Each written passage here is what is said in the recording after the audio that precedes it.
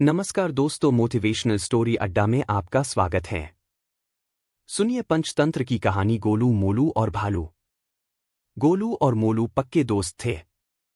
गोलू शरीर में दुबला पतला था, वहीं मोलू मोटा और गोल मटोल। दोनों एक दूसरे के लिए जान भी देने के लिए तैयार रहते थे, लेकिन उन दोनों की जोड़ी देखकर लोगों की हंसी छूट जाती थी। एक बार उन्हें किसी दूसरे गांव में रहने वाले दोस्त का निमंत्रण आया।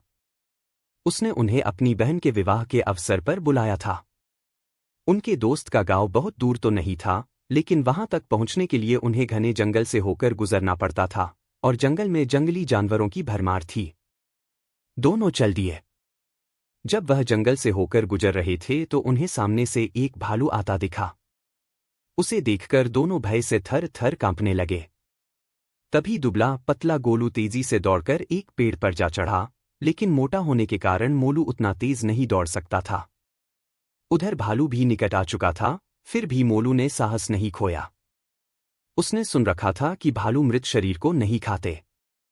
वह तुरंत जमीन पर लेट गया और सांस रोक ली, ऐसा अभिनय किया मानो शरीर में प्राण ही नहीं है।